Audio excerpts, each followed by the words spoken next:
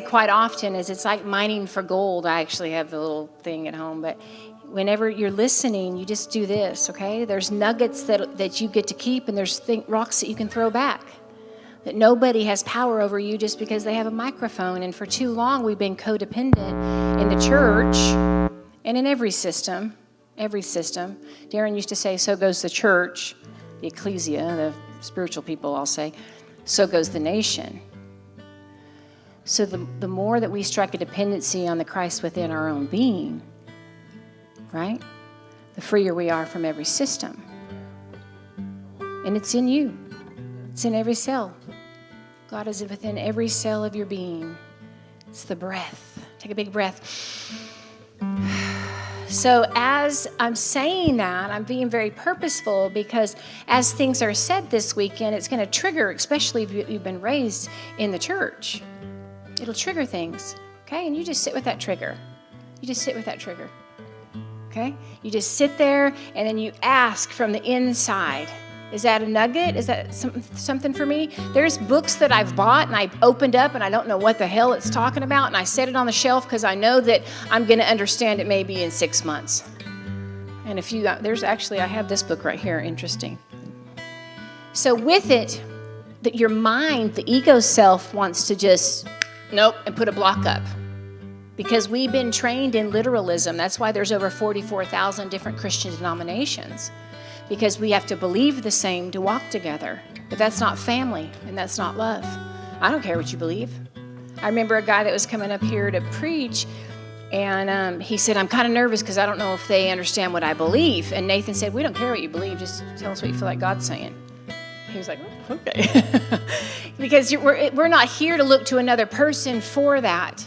But as you position yourself today and tomorrow, this year, there's going to be things awakened deep within you that you won't have verbiage for, you won't have a language for. But this is the plan for 2023 for me. Just expand. Just expand. I mean, guys, right now we're going to talk a lot about the Bible, but how old is the Bible, Dale? I mean, 6,000 years was when the story started. And we were convinced the earth was 6,000 years old. And we would argue with scientists because Christianity said we have to stay within, it has to all be. No, that's when it started in the book of Genesis. Amen. Yeah, you need to get to the back, buddy.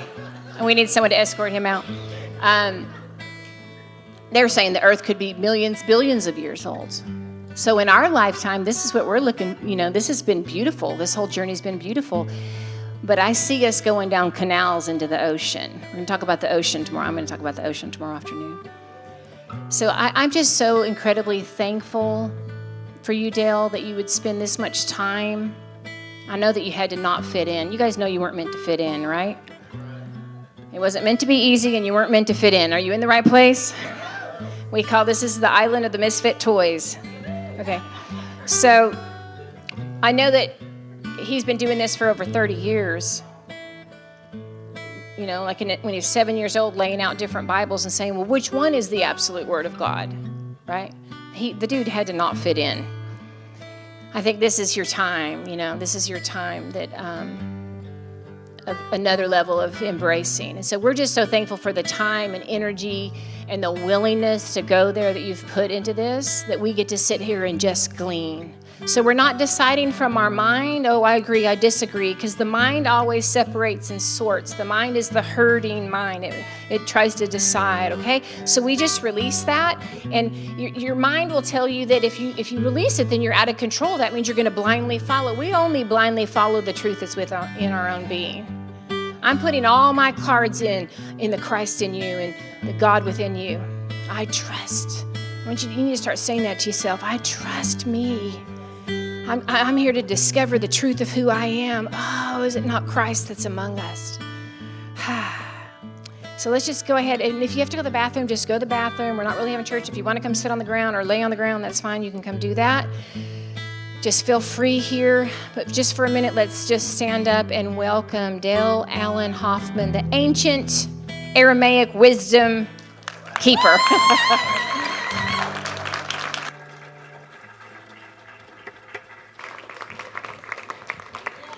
Thank you. Am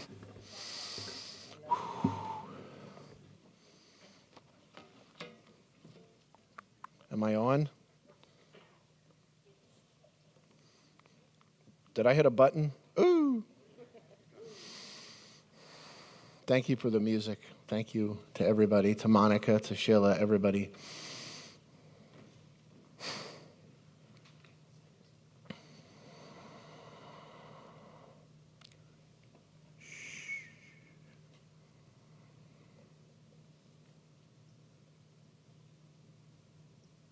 Just tune into the energy right now. It's already here. All of it's here. For decades, I've been saying this. What you are looking for is what is looking. Breathe it in. Breathe in the gift of this breath right now. Or I got a great gift from my friend Bob Sima the other day, one of my dearest friends. He said, receive this gift. That changes everything.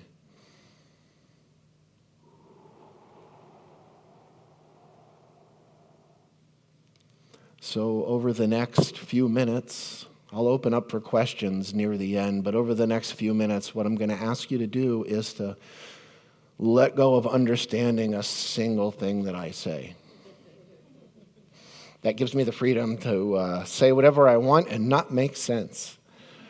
No, here's the thing. The biggest challenge of what I do, like people, it's great. It's humbling. There's a lot of humility in messages that I get daily and people thanking me for being a pioneer and all these other things and this kind of open space thought, living, and being. But I, kind of like what Sheila was saying, I didn't feel like a pioneer. I felt like an idiot in the corner. And I felt like I would say things and people were looking at me like, if you've ever, any Simpsons fans, and Ginger the dog, and if they ever show Homer talking to Ginger, all that Ginger knows is Ginger's name. So it's like, boo, boo, boo, boo, boo, Ginger, boo, boo, boo, boo, boo, boo, Ginger. That's kind of what it's like sometimes, because here's the challenge. I'm going to say a lot of things that are so crystalline, it's so simple, and it's so clear. But you're not going to hear what I say, especially at first. What you're going to hear is the rattling of your cages of indoctrination and conditioning. And I literally, maybe we can do the experiment at some point. I'll say something, and I could probably even ask people back, what did I just say? And people will literally parrot back something that has nothing to do with what I just said. So what I'm going to ask you, and I have a way of getting you to open so that we can start beyond words in that sense, but I find it's profound to be here with family, here, right here. And I got to say that, I've been doing this for decades, but it was about 15 years ago. There's one state where what I was doing somehow broke. It wasn't my home state of New Jersey. It wasn't where I was living in North Carolina. It was Texas. And people said, Texas? Really? And I'm like, see, there's one thing about Texas. You can't tell them what to do. You can't tell them what to think.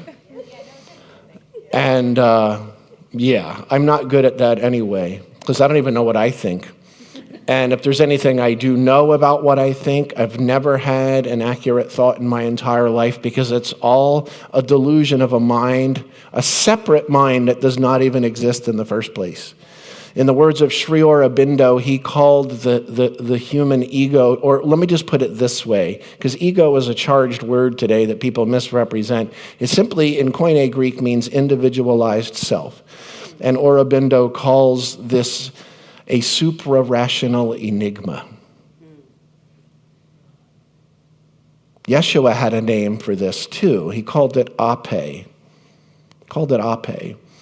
The word, if I have the word kappa or kape, that's actually the word stone. Interesting. So last time I was here, Monica was asking me, she was speaking about Lazarus and Yeshua in the tomb and all these different tomb analogies and like what's the word for stone. And intriguingly, the sound pe at the end of ape, the word for stone, this is what it means. It means to cover your mouth. Pe literally means mouth in Aramaic, in Hebrew. It's a root sound that goes really far back. So what is it that covers the mouth of God? Wow. All of your BS. Wow. Your belief systems. I wasn't given permission to curse tonight, so. Can I curse? I'm just kidding. See, if I curse, then I have to cast spells too, so. But we'll talk about that. We'll talk about that. So, my point is this, I have ways of getting you sort of through the back door without having to talk or crack jokes, even though it's just what I do. And this is how I do it. It's called toning. I will say this, just a little piece of info. And I said this when Kirby was here, like back in August, and I had the, Daniel, David, and I were sitting there the whole time. Like, I think we both ended up with bruises that weekend just from the jabbing back and forth. And he's down in Nicaragua now, and I'm jamming on him down there. But it's an interesting sensation when you start realizing that, as an example, the beginning of the Bible, in the beginning God created the heavens and the earth.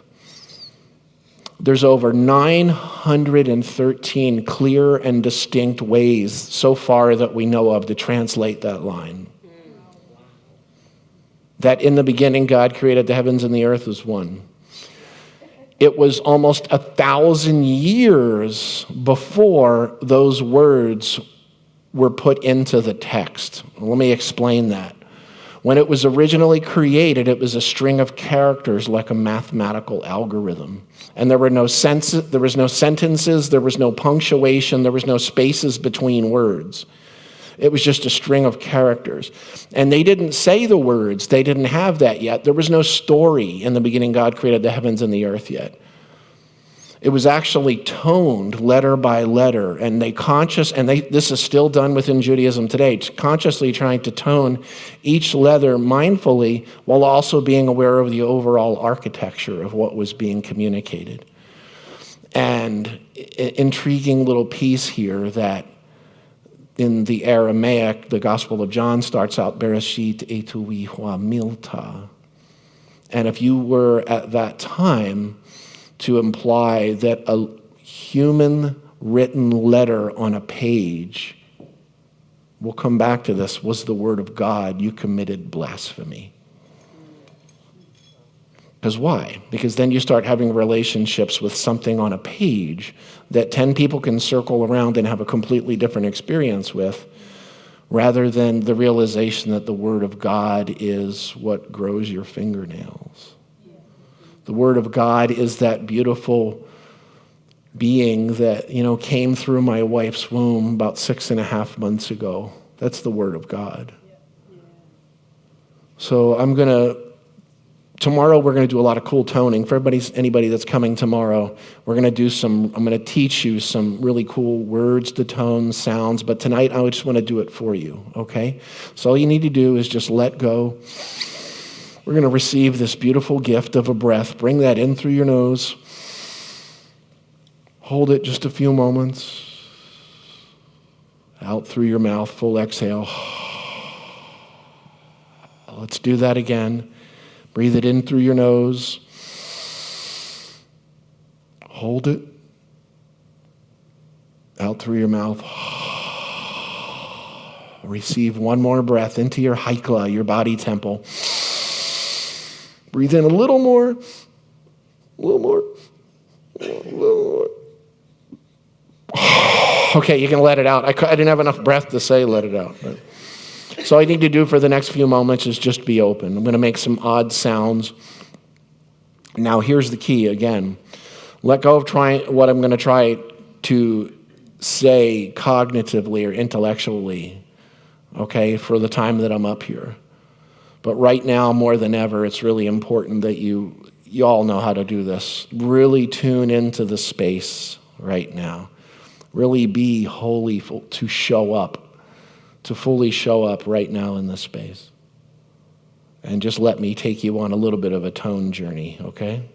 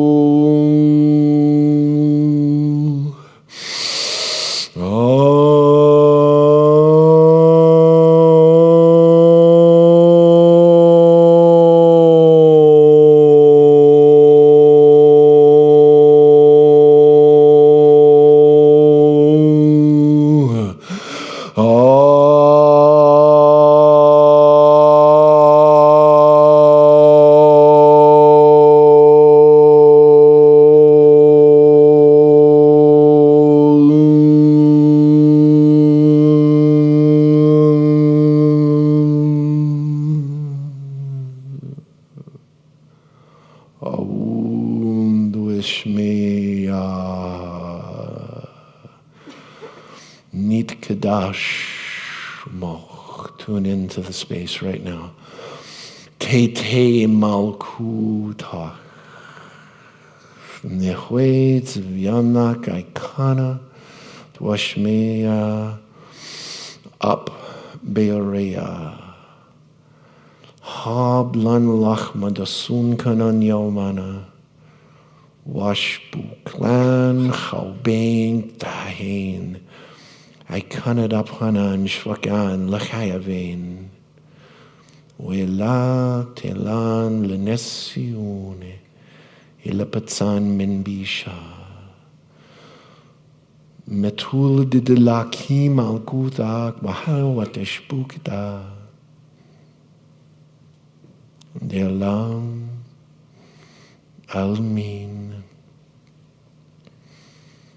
Just be open. Be aware of your breath.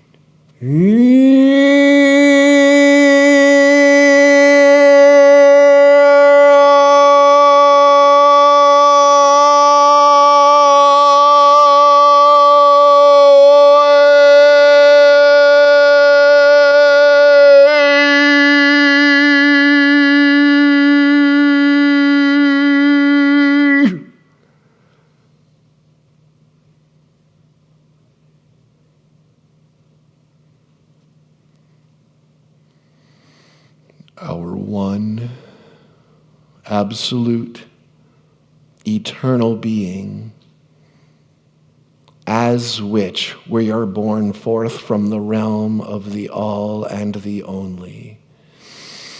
I am empty. Within the ecstasy of your presence and the pure vibration of the one divine celestial name. Empower my creative expansion through your emergence from the unseen realms as I realize our life and will as one. On the manifest earth as in the unseen heavenly realms. Provide the nourishment of clear insight and realization through me now and in each present moment. Release the echoes of my hidden past as I cancel all of my concerns with others. Do not let me lose my true self in forgetfulness, but wholly release me from the errors of my perceptions. For the undivided holiness is the absolute, the all, and the only. And our deep, intimate realization of the gratitude and grace of shining, gleaming, glistening universal magnificence. From cosmic gathering to cosmic gathering, from age to age, aeon to aeon, l'elam alamin, forever and ever, from moment to moment, from now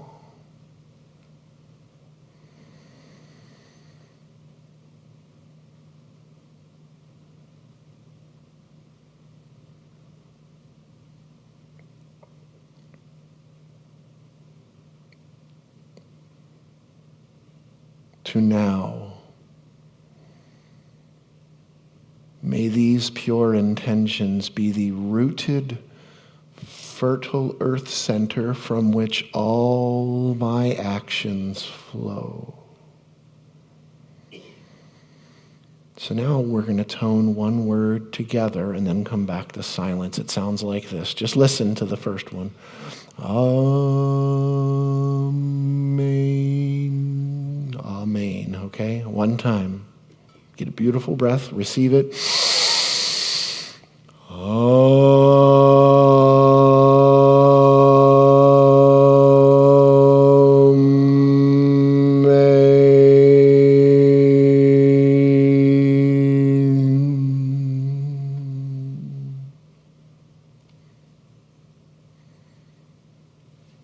Let's do that one more time, wide open. Let it ring out with everything you've got, and then back to Shelia, back to silence. One big Amen. Receive that beautiful breath.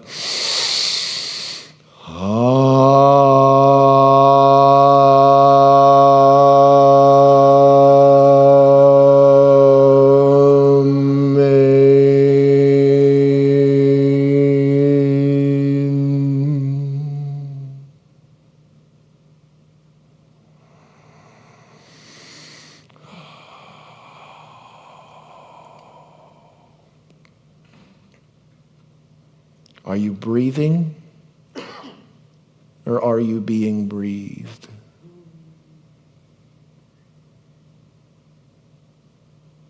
That word breath, I think I mentioned this when I was here a few months ago. That word breath that we speak of so much, you know what that word also means in Aramaic? You know, when you get a Bible and you have the word spirit all over the place. Anybody know what spirit means? Spiritus in Latin. It means breath. We kind of lost that, though, didn't we? It's kind of this willy-nilly thing that floats out that we don't know what it is, spirit. But when I say breath, all of a sudden, oh, be reborn of water and breath. Oh, I am breath. Interesting, but I'll add a little piece to that. Breath, ruha, that's a feminine force. It would include breath, magnetism, electricity, what you feel from the heat of the sun, not necessarily the heat itself, but the force that you feel. Nuclear forces would fit it, electromagnetism. Wind. It's interesting that we don't really know what breath is anymore, though. What's this that I feel on my arm? It's not a trick question. They're all trick questions. Who said that? What do I feel on my arm? That's what? Cheater. Just kidding. She's heard this before. No. Seriously, we think of that as breath, but here's the thing. That's hot air. Because breath in the ancient Aramaic understanding is not the hot air that's moving through my lungs, but rather my feminine perception or experience of its movement. Its frequency, its oscillation. What you're looking for is what is looking. Sometimes I'll hear people say, what you seek is seeking you. I'm like, no, that's not it at all. Because there's two in that one. What you seek is seeking you. There's two. People talk about knowing God. All right, well, the word for God in Aramaic is Allaha. Allaha. And it means absolute, only, bold, italics, underlined, flashing neon, only being. Absolute, only being. You hear that middle word yet? Only. That means every concept you have of a God that you know, every concept of a God on a page, all of these different concepts isn't God, because what you're looking for is what is looking.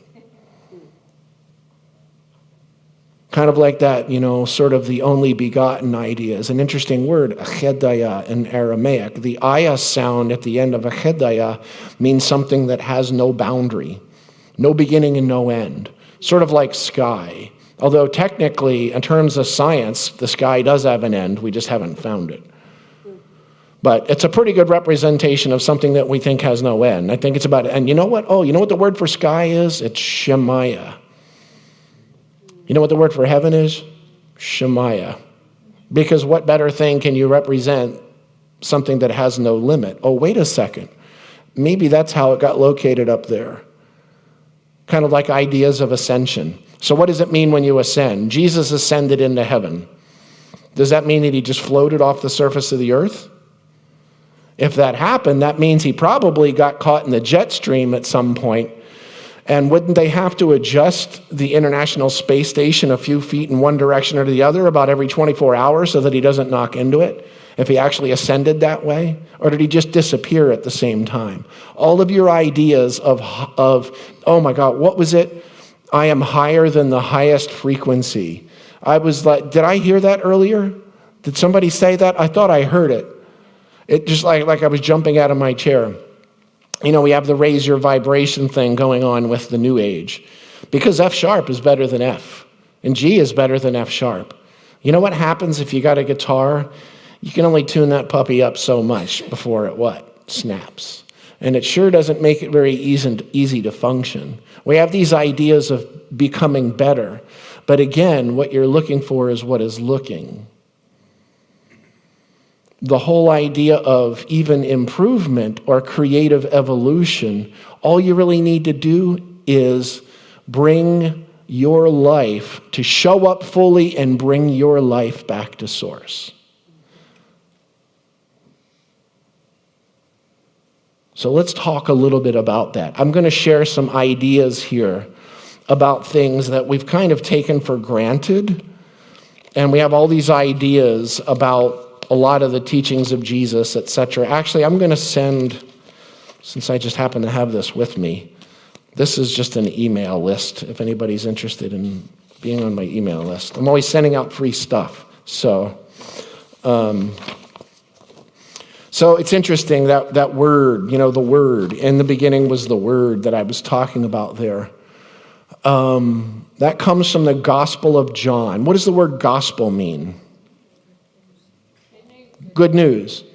So what's interesting is in Koine Greek and Aramaic, the words for gospel mean good news.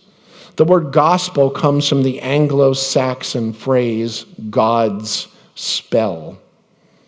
And what is it we call that when we work with letters? When we try to organize letters? We're spelling. Remember I mentioned a little early about can I curse? That was kind of a joke in reference to, we're sitting here we are spelling the gospel, spelling God's spell. But I'm going to give you a quote here from the Essene Gospel of Peace, written in Aramaic. This is a translation from Edmonds Kelly about 100 years ago. When I see this, I've never seen the original Aramaic texts. Actually, not many people have. Supposedly, he went to the Vatican, translated it into Hungarian and English. But I see certain words there, like when I read the English translation.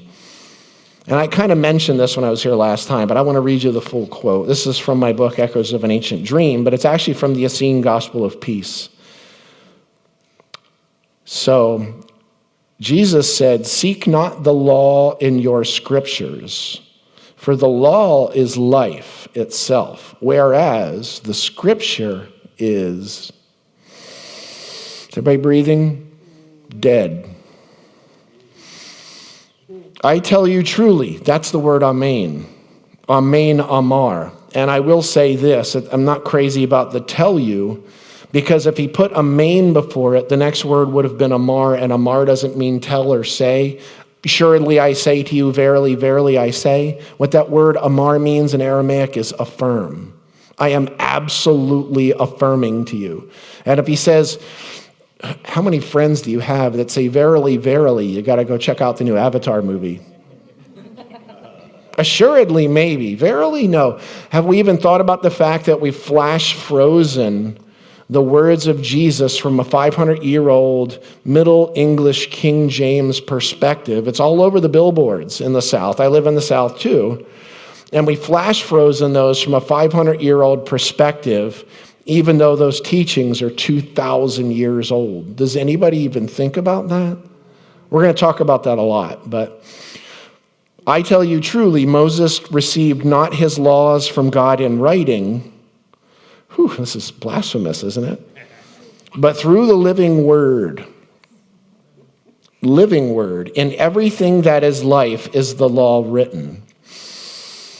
You find it in the grass, in the tree, in the river, in the mountain, in the birds of sea, or in the birds of heaven, in the fishes of the sea, but seek it chiefly within yourselves.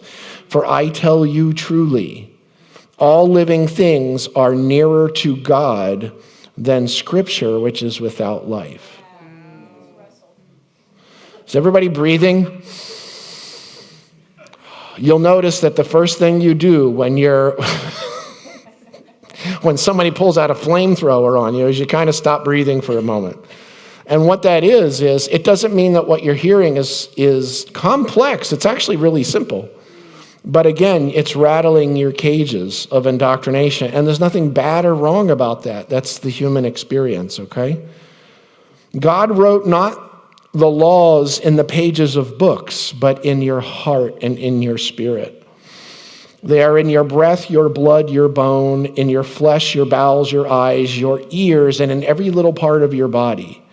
They are present in the air, in the water, in the earth, in the plants, in the sunbeams, in the depths, and in the heights. They all speak to you that you may understand the tongue and the will of the one living God. And I'll add again, what you're looking for is what is looking.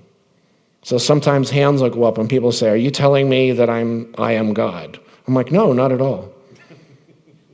Because that entire question is based here, and you can say I am God until you turn blue in the face. But that's not what's eternal. Yet what is saying it is what it seeks. There's a great, in here there's a, and I apologize, I only have a few copies of the book back there. You can get this on Amazon, easy to get on Amazon.com. But I have a chapter in here called The Reed Flute Meets the Heart of the Iron Horse. And I have this fascination with trains. I feel like in some past life I was a hobo. Thank God I didn't do it in this life. But there's just something about the wailing of a train. And me also, besides Aramaic, another passion culture for me is, well, just indigenous peoples across the earth, Aborigines. But the Lakota is a culture that speaks a lot to me. And I wouldn't presume to be, one myself. But I'm sort of, it's amazing how much that's like a quote like this, let the wind blow through you. Ooh, that one's nice. And it's funny how sometimes when I speak the Aramaic Lord's Prayer, which I just did there a few minutes ago, sometimes it comes out sounding Lakota. Or even Cherokee. We live about an hour from Cherokee, North Carolina. From the eastern band of Cherokee. But the whole idea of how we start to get into these places where we have relationships with concepts. And let's put it this way, I'll get back to the Lakota idea in a second. Does that look familiar? There is this eternal nature of our being, unborn and undying. It has no beginning and it has no end. Is there anybody, hey, where's all my toys? You said you'd have toys. Toys? What are you talking about? I'm just kidding. Can anybody here think of a universe that has no boundary or no limit to it? Occasionally somebody will put their hand up. Your brain actually can't possibly do it. Your brain is a binary system. It cannot think of something that has no end. It can think of this getting bigger and bigger, but it can only think in terms of boundaries. That there should tell you something. But has there anybody here who's ever had an experience of the limitless, of the eternal nature of whatever you want to say, God, life? Anybody? Probably everybody's had some sense of that. How good are you at putting those experiences into words? Like if somebody comes up to me and says, how much do you love your children? Just get out of here. Just go away.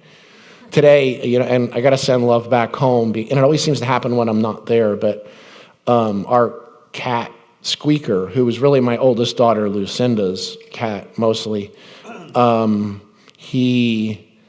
last night, I guess, they sort of couldn't find him. He doesn't normally go outside, but they let him outside.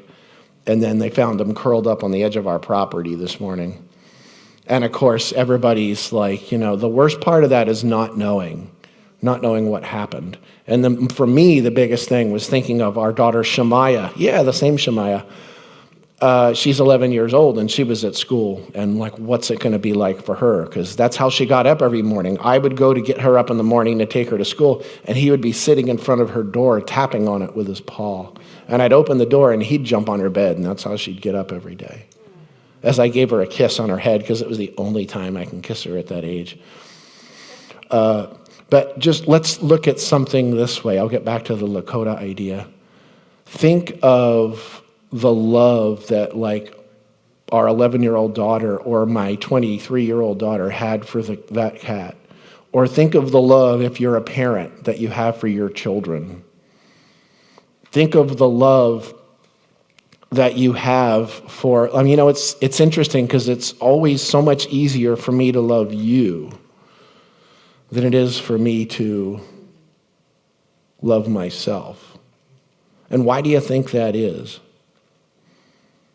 Because you can project that love out. You can, and everybody's done that, where it's all, you give it until you're completely empty. But what's interesting is you can't hide from your own thoughts. And I mentioned this a little earlier, that word ape that I was talking about for stone, well, it's got another meaning in Aramaic too. It's the word for veil. Matthew 27:51, ape terea de haikla, the veil of the temple. Technically, the veil in the doorway or the opening of the temple. Okay, where's the temple? I thought it was a purple curtain in the doorway of a church. That's what we do as humans. And I'm not saying there's not something to that, but we sort of make these representations externally, not understanding that, again, what we're looking for is what is looking. Well, there's another translation for that word veil in Aramaic. In the beginning of, I can't remember which chapter of Matthew, Mattai in Aramaic, he's being challenged on a few things, and he said, that in which you judge another, you are guilty of practicing. And then he called them something. What's that thing where they say, talk out two sides of your mouth? Hypocrite. Hypocrite is the word ape, which is the same word as veil. But it actually means is persona, which is a Latin word that means mask. And the hypocrite, the ape, was literally the mask that an actor would wear in a divine play at that time. They would come out wearing the mask with the idea that they would ultimately drop the mask, drop the false separate self, the individualized self by the end of the play, and not transcend to become like God, but to realize they already were in the first place. But we have this idea of a hypocrite, which is interesting, the way it's used, and I do what I can to honor all paths, okay? But intriguingly, I am a little puzzled by this, quoting Bible verses as weapons thing. How much more clear could it be that those were the people that he was constantly poking at, Yeshua in the Bible, were the ones that spouted out the verses? We're going to talk about prayer in a little while, too. It's funny because if there's anything that I am, it's that I am a card-carrying heretic. I don't actually have the card on me, but I am a card-carrying heretic. What does heretic mean? What's that word mean? I'm going to tell you right now, you probably don't know what almost any words mean in this case. But that's the fun part of it. So what does heretic mean? Heretic. What do we think it means? What are we told it means? False, sacrilegious. So sacrilegious, sacre, has two roots, okay? Sacre has the root, it shares a root with sucre. Anybody know what sucre is? Sugar, sweet. I don't know what that was. It's disturbing and it will not happen again. But the other thing is that's the word sacred. And what's interesting about sacred, sacred, holy, the word holo is holos in the Greek, which means whole, all embracing. We have these ideas of peace today, this facade of peace where it's like an absence of conflict. And we think that as long as there's no conflict, we have peace. But that's not what peace means in Aramaic, the word shlama. Peace doesn't mean a cessation of conflict. It actually means to embrace the fullness of potential. Literally, it means that all voices are invited to the village tribal council fire and are heard fully in their speaking. They are allowed to fully express at one core fire. That's what that means. So even though there may not be bullets flying in the Middle East, there is no peace. That's right. It's like, I love Asheville. I love living in Asheville, but I make the joke that you got to be careful because you might trip and fall over a Reiki master downtown. They're just everywhere. And they have it's great though, the business card that has 30 panels on it. And you're like, which accreditation was enough? Which one was it? I'm not why I'm knocking it because it's funny, but the point is this, that there's this sort of this pseudo-peace idea, of this utopian society where we all live together and everything's hunky-dory. But you know what that really is? You just don't want anybody turning your box over. You don't want to be offended. And it's I tell people, and I mean this seriously, I'm well, sure, you can have your utopian, peace-loving world, but where's Ted Nugent going to live? He couldn't live in Michigan. That's why he moved outside of Austin to the hill country. But But I mean that seriously. And it's an interesting thing. They're like, well, I don't like him. Whack 'em, stack 'em, Teddy. And I'm like, so that's peace, huh? That's peace. It's fine. It's fine as long as it fits into what you want it to be. But when the exact opposite viewpoint comes in, all you want is them to shut up. And I'm like, I'll tell you one thing. You can give me, 10, and I don't mean all, this isn't a blanket statement, like 10 sort of pseudo-peacemongers and one Ted Nugent, and I'm not going to be hanging out with them. I'll be hanging out with him because maybe I don't agree with anything he ever says, but at least he'll be direct and upfront and clear and honest with me. It's like the idea that a lot of people also get into of this pseudo-peace world, and like I get it, I understand it. It masquerades itself. George Carlin was a great proponent of revealing these kinds of things. Save the whales, save those snails, all these saving something outside. When really what's happening, it's a lack of embracing what's within. And a lot of people will have this idea of this real peace-loving society. And I get it, there's a war machine, yes. Is there a military machine? Yes. But it's kind of like, let me put it this, my Uncle Fred, he was a farmer. He was one of the biggest peach farmers in the northeastern U.S. until he lost almost all of it to real estate in the 80s after the precursor of the North American Free Trade Agreement. But he had this plaque in his kitchen that said, "Don't cuss the farmer with your mouth full." And it's kind of like that. You want to find out the truth about war? Why don't you go talk to a World War II vet? I had one as a stepfather, lost both of his legs because of a combination of coral poisoning and diabetes. Why don't you go talk to somebody that actually been, crapping in a hole, in Korea or Vietnam? And then at the same time, spout your peace-loving ideas and blast the military machine while you walk free down the street. You get what I'm saying? Yeah. These are the ideas that have to come up now, like right now, this year, 2023. It's so easy to do that cessation thing. And if I had a bowl, is there a bowl? I don't want to smoke something. I mean like just something like chimey. Let's say I have a bowl in my hand, dong.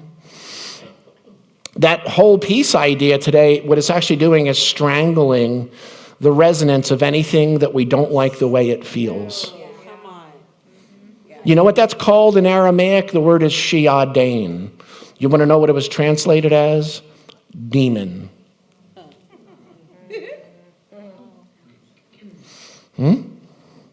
What's a demon? Okay. So you've got a stream and the water's flowing.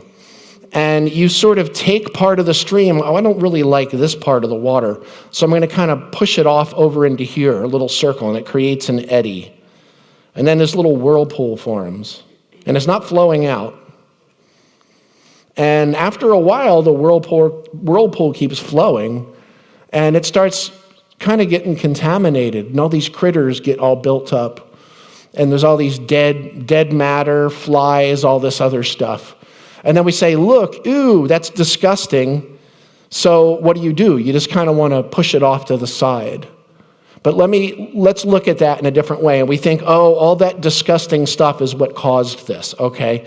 Let me tell you this way. Let's say we've got 2 1 square foot. I need you to breathe. If you need to get up at some point and go, that's okay. But and I mean that literally, maybe, but let's say you've got 2 1 square foot patches of grass, okay? And this is from Dr. Michael Rice, one of my ultimate mentors of my life. You got a square foot here and a square foot here, maybe 20 feet apart from each other. And you look at creepies, crawlies, bugs, buzzards, ants, beetles, all that stuff, bacteria here, and then you measure it over here. 20 feet away, they're probably going to be... Can somebody crank the air? Because it's going to keep getting hotter in here. I'm just saying that. If that's... It will. Or just bring fans out. And I'm not kidding. You're going to feel it. But you go do all the measurements of all the bugs and everything in both patches. They're going to be about the same, okay? But let's go and take a living being and choke the life out of it, and drop it over here on this 1 square foot patch. and we let it sit at 98.6 degrees for 24 hours. And I come back and I measure that part over there again. It's probably going to be exactly the same. Come back over here and measure this one with that which is dead on it. Let's think scripture. Do you think the creepy crawly count might just be a little bit higher? So what is the problem? The demons are what they're, basically the church, religion, the misperception is that the creepy crawlies that are there feeding on the carcass are the demon. The ones that show up because they were attracted to something that's already dead. But that's not what it means in Yeshua's culture. Why is the Dead Sea dead? It can't flow out. The Jordan River flows not only south, but lower in elevation into it. And the reason it's dead, because it has no outlet. Think about that. Okay, hold on. Everybody stand up for a second. Okay. So what we're going to do is we're going to put our left foot forward. Okay? Let's just call it in, and then we're going to put our left foot out. We're going to put our left foot in, and you shake it all about. No. Big breath of air. Don't keep singing. I can't sing it, but big breath of air. You understand? Did you feel what was happening? I wasn't saying anything complex to you. A kid would understand this. Where's Joni? She would tell me what it all really means, and she does too, which is why she's so awesome. But seriously, just big breath in the nose. Hold that in the temple just a few moments, and then out through the mouth. Okay, you can sit down again. So that word heretic that I mentioned earlier, it's kind of related to a demon in the sense that heretic, heresis, in Greek, this is what it means. It means to choose.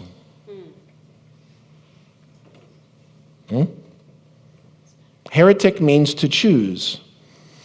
Anybody know what Catholic means? And I'm not knocking a religion. Anybody know what Catholic means? Universal. So it doesn't mean universal in the sense of cosmic love. It means universal as in the sense of everyone will believe this or else. Does that kind of feel like standardized religion? Religion, religio, actually means to bring the disparate or separated elements, or you could say filaments, back together. That feels like religion, right? To bring everything together. People, like a lot of times, they wonder, like, the thing that I think I get a lot of questions about the most is, where am I supposed to go? And I'm like, what do you mean? They're like, well, when I leave Christianity. Well, my first question is usually, well, what's your version of Christianity? Like, what do you mean by Christianity, number one? And number two, there's this interesting thing that makes this such a powerful community. And I don't know how this is, things are going to manifest and change in the coming months for God's house, but there's almost nowhere to go. If you leave that boat of standardized exoteric Christianity, any of the 44,000 versions, where's the community? Facebook? You ever try to make a point on Facebook? Have you ever tried to save a soul on Facebook? An interesting kind of a thing. So let's start looking at a few things in the history, okay? And this is going to be my way of moving into some more subtle subject matter. I don't want to talk for too long because I want to open it for questions. What was Jesus's, let's see how good they got these things, how well they did it. What was his profession? He was a what? Carpenter. How do you know? Because it says that, right? Are you sure it actually says carpenter in the Bible? Probably does in your Bible, one of your Bibles. But, so that word in Greek is tekton. In Aramaic, it's nagara. There's an interesting thing that both of those languages, there's no word that means...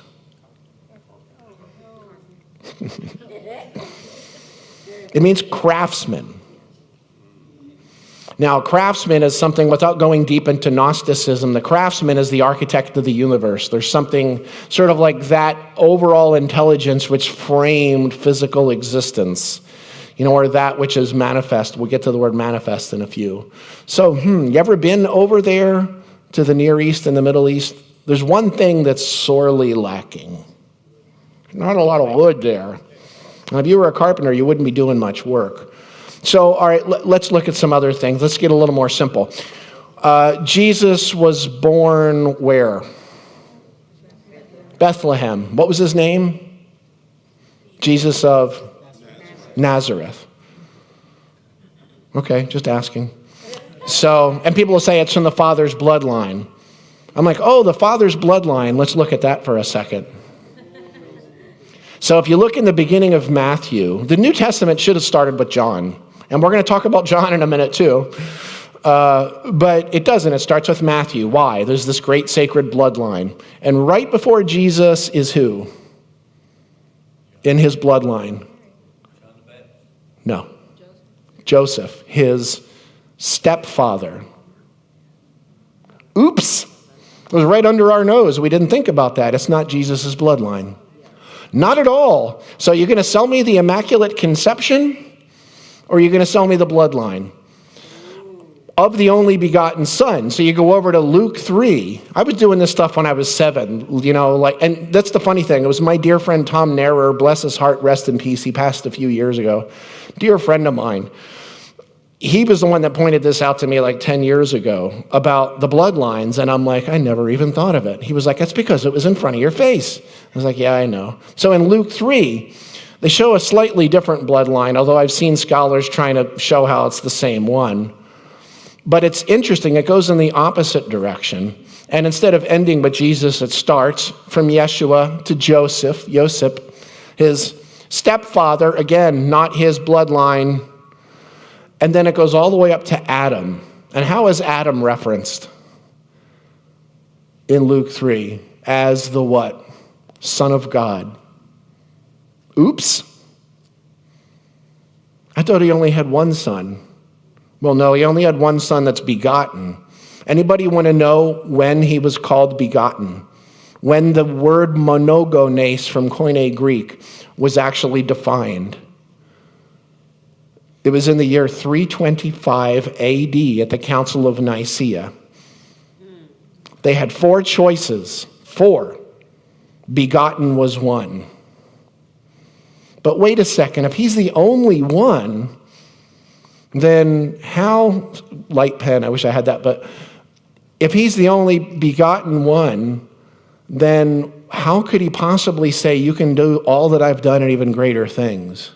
You get what I'm saying here? That word Nazareth, by the way, is a word in Aramaic. It sounds like this, Natsarit, and it means initiate.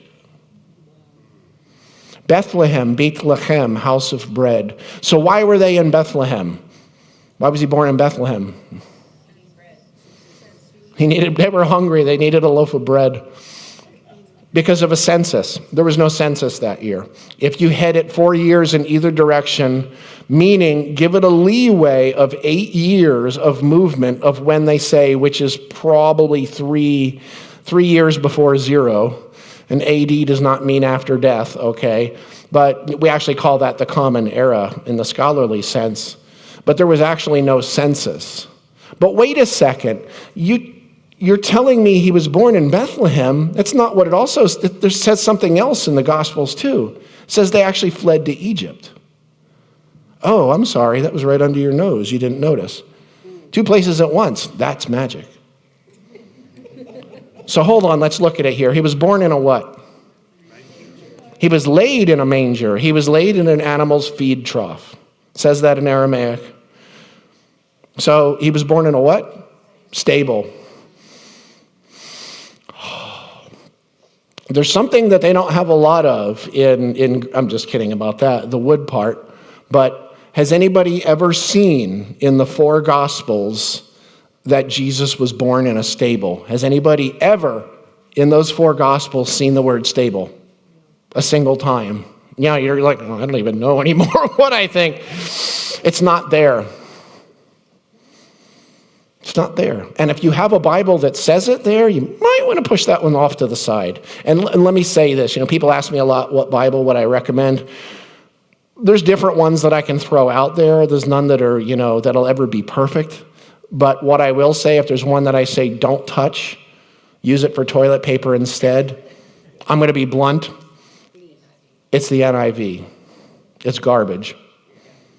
It's literal garbage. You know that your Bible is bad when the lead authorities within your organization are disconnecting, because this is one thing people don't realize. The NIV gets retooled every few years to be more in line with their current ideological, political, economic belief structures.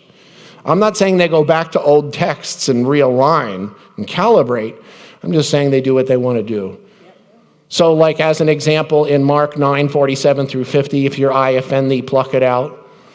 In the NIV, intriguingly, it says better to have one eye, or to pluck it out and have one eye, than to have two and to be, NIV says, thrown into hell.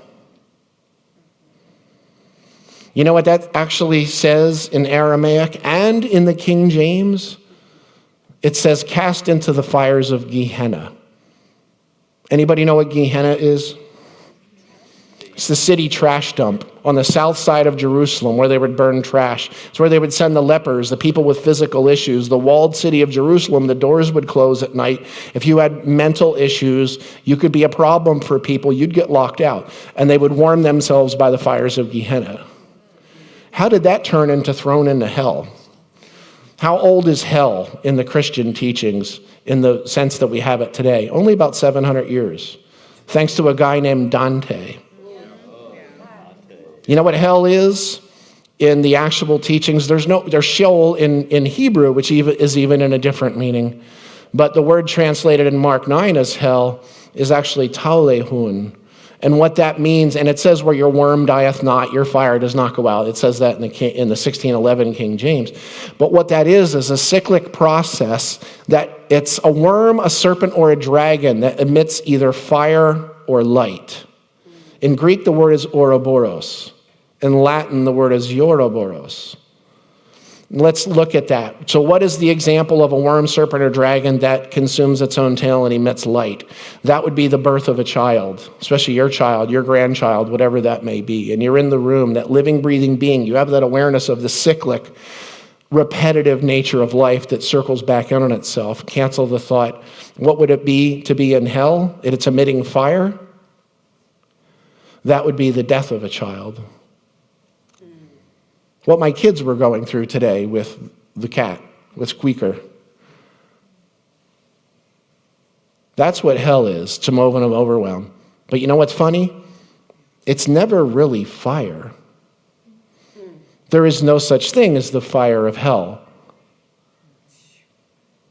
Everybody breathing? There's only the light of God. When you resist the light of God, you create the fire of hell. And your suffering is always in 100% direct proportion to your resistance. Let's put it this way. Let's say we've got a sun, and the sun's called Ra. I've got this little Ra thing here. So I will say Ra is to Horus what Christos is to Jesus. And Ra was the sun, you can call it whatever you want, S-U-N, sun. What's unique about moonlight versus sunlight? Moonlight is a reflection of sunlight. Well, guess what? The word for moonlight sounds like this, nura. Nura. Technically, there's a heh in the middle, an H kind of, nuhra. Well, it's interesting because the word nuhra for moonlight is the same word for human light. So if moonlight is sunlight, then human light is God light. Now, what happens when you move closer to the light of the sun? You what? You burn. Now, New Agers can't answer this. I am a New Ager in a sense. They don't like answering this. They want to put a facade on about it. But I'm going to ask you a question, see if you're willing to answer it, okay? What happens when you move closer to the light of the sun? You burn. What happens when you move closer to the light of God? You what? You burn. Why? Because there's still something within you, are you breathing, that believes that you are not that light.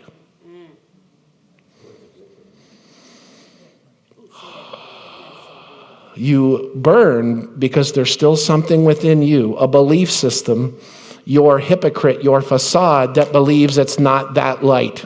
Yeah. Wow. And imagine if you could project that off onto other people. I'm going to read a little piece here and get back to this Jesus story for a second. This is from a book that I've read so many times that, you see all the highlighting? And it's nice about Tim and Peter's work because that's the contents of the book, and this is the bibliography. They're not making claims that they don't back up. You can actually look it up yourself. So I want to just hit a little piece here. I say this in pure love.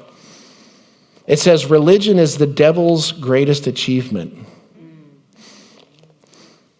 Devil, Satan, Beelzebub, tempter, accuser, resistor. They're all things that I could get into, but I don't want to now. But I'll just add one thing. What does Satan mean? Well, that's a different word, actually. It's not Satan. It means adversary, people say. What it literally means is a being divided against itself. Remember when he said that? A being divided against itself, a city divided against itself, a house, the good you fighting the bad you, the shadow you fighting the light of God within yourself. Devil is an example of the shadow part. And in the words of Gandhi, there are no devils in the world, only those in our own hearts. Religion is the devil's greatest achievement. In the guise of religion, he has pulled off his most audacious coup. He has flagrantly masqueraded as God. He has had us bow down and worship him, had us commit every type of evil in the name of holiness. What is holiness again? To embrace the fullness of potential. It's right there with shlama, with peace. What does holy mean? Whole. He has had us segregate humanity into the ins and the outs, the believers and the non-believers, the saved and the damned. Has convinced us that God likes us but not them. Convinced them that God likes them but not us. And then in a stroke of dark brilliance, he warns his faithful flock of sheep, be sure you do not pay heed to anyone but me, for the devil is a wily wolf and he will surely trick you. Where's the devil? So Jesus, we'll skip back to that just really quickly. I want to kind of bring this part to a close. We'll do a lot more tomorrow. I know you're probably like, see, I curse without actually cursing, but. So, okay, they're in Nazareth to sign a census that didn't exist. He's laid in an animal's feed trough, a manger. Anybody know where the stable idea comes from?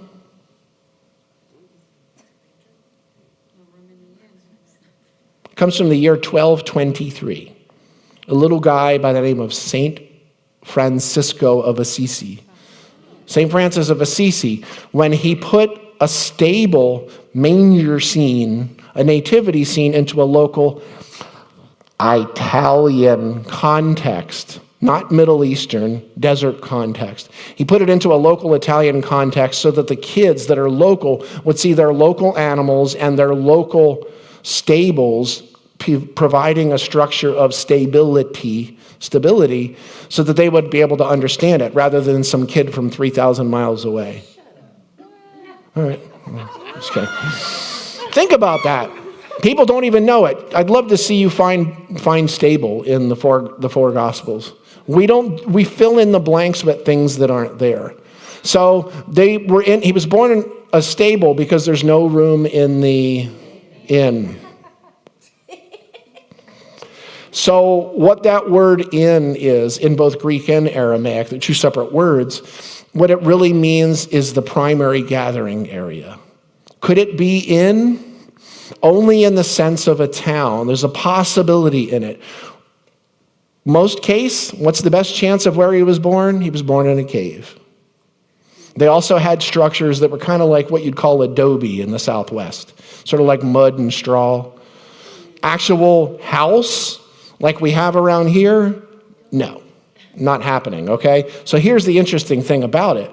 They talk about the main dwelling area of the house, but in the cave, there's a lower room. There's a lower room and an upper room. And what the word really means in Greek is upper room. The lower room is where they keep what? Animals. Why? Well, body heat. Of course, with animal body heat, other things travel upward too, because the heat will rise. So all I'm saying is, if they're not getting that right, so when was he born? What do they tell us? December 25th, right? And so let's look. Follow the star in the east, 3 kings. Followed the star in the east to locate the newborn Savior, gold, frankincense, and myrrh. Okay, maybe they were Zoroastrians. I hear that one. So, winter solstice just happened. It's an interesting thing that happens on winter solstice.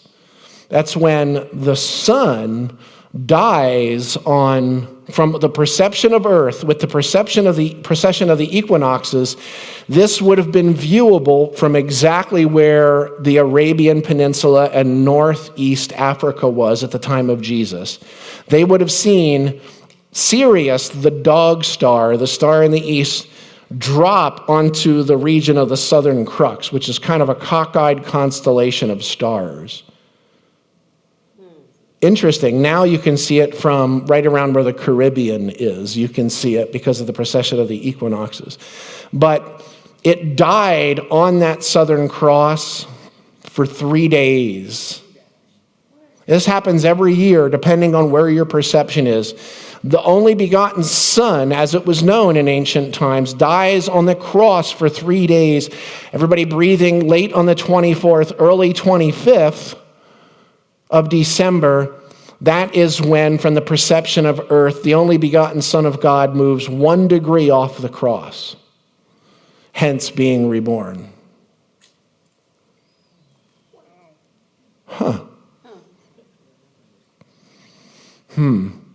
What's that thing with all the constellations up there? They call it it's a Z, zodiac. Anybody know what the word means? It means zoo. How many tribes of Judah? 12. How many disciples? 12. Who's in the middle? In all cases, the one wearing the crown of thorns. The sun rays. Whether it's Horus, whether it's Jesus, whether it's the zodiac. Right here under our noses. You get what I'm saying? And it's an interesting thing here because there was like a vaping shop on the way here. And I pointed out to Sheila, I was like, look, what did it say? Something.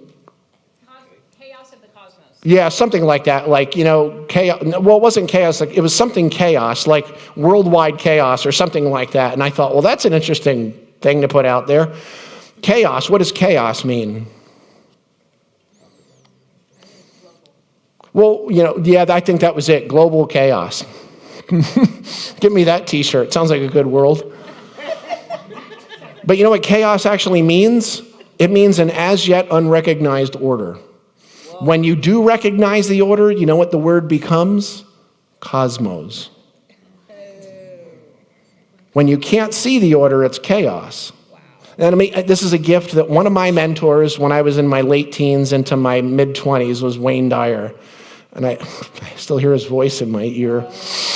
And he told me one day, we were sitting in New York City, he was like, have you ever been to Wall Street?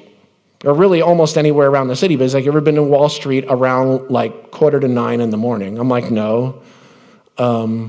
He's like, well, do it. I'm like, okay. The next time I saw him was in Florida a couple of months later. He's like, what happened? I was like, well, all these people like ants just came out of the subways, and they were all over the streets. He was like, what did it look like? I said, chaos. He went, He's like, what do you think happens a few minutes after 5 p.m.? I was like, they probably all flood back in. He's like, what do you think it would look like? I said, chaos. He was like, but is it chaos? And I said, what does it mean? He was like, you think all those people are just wandering around and don't have a clue where they're going? I was like, that's the difference between chaos and cosmos. These ideas of divine birth and rebirth, all these ideas that we have actually are our ways of interpreting this sort of great mystery that we're within. And we're at a point right now where the map is not the terrain. The maps have been great. They served us to an extent. But we tended to kind of get into these places where we're eating the menu and we never got to the meal. Wow. 2023 is the year for us to start actually consuming the body of God. It's time to let go of all of it. Not everybody's ready. And I'll tell you this, though, I would venture probably half, if not 60% of the people still going to, and I'm not knocking the churches, standard exoteric churches, don't really want to be there. But they don't feel that they have anywhere else to go. And I'll tell you one thing, if you go to a Southern Baptist church, you are family. You need a job, they'll help you find a job. You need food, they will show up and they'll feed you. You need dishes or a place to live or furniture, they'll get it for you. But then, and that's beautiful. What happens when you walk out the door? You're done. Think about that. So what did we do? We already were God. And then we walked out the door. In order for something that's absolute and undivided, that is the only game in town, anything that is created has to be a fractured piece of the whole. But that does not mean that whatever the whole is its essence. The only way that something that is absolute can experience its own love is to break itself in half and start looking in the mirror. But what we did was we mistakenly saw the reflection in the mirror as separate. But the reflection in the mirror is not even there. Because what you're looking for is what is looking. Could go on for hours, but it's not really going to make, I think you've had enough of a pummeling for one night.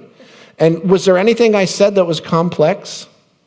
No, but it sure as hell heated the room up.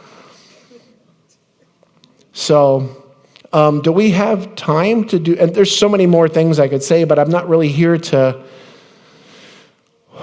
we'll get to the prayer part tomorrow for anybody that's here tomorrow. Should we do like some questions or something? Or, all right, wait, one more.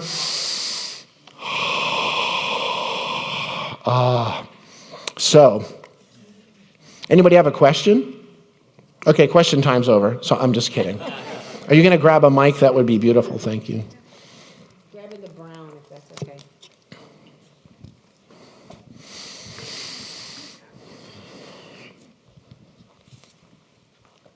I don't really know what my question is. Good. You're open.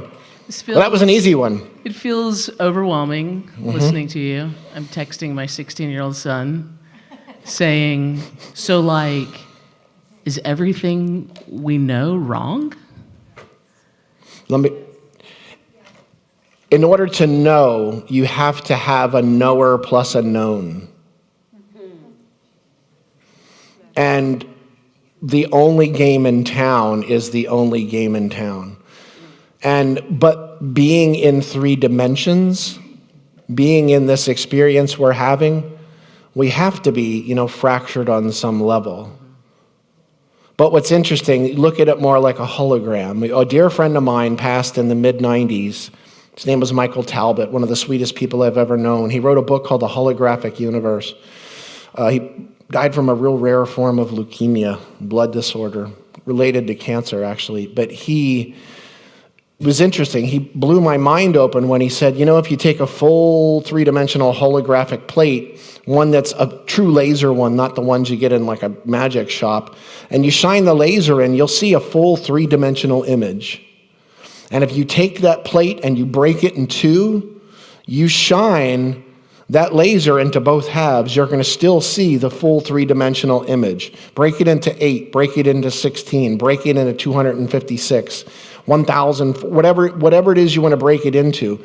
But eventually, if you break the pieces small enough, you won't be able to see the full image anymore.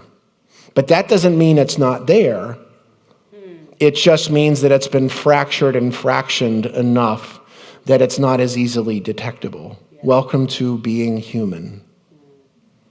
Human, hue means hue as in quality, color of something. Man means manus. Anybody know what the word manifest means? Bring into being, right? Wrong. They're all trick questions. Nobody's going to answer anymore. I ain't going to answer anything. It's going to be wrong. But I have fun with it. So manifest means manus festus in the Latin. It means as obvious as my hand. Now, this is what I was saying about, and this goes right. How can you make sense of these things in your head? Is everything wrong? There's no right or wrong, but thinking makes it so, according to Shakespeare, if he wrote it. But it's not like there's something bad here. It's not about an ego death. You went an ego death, sure, slobber on the floor, walk out in the traffic, jump off cliffs. That sounds good. That's what's going to happen if you have an ego death. It's just about clearing the lens with which we see. And my point in that is this manifest universe, that word manifest means obvious.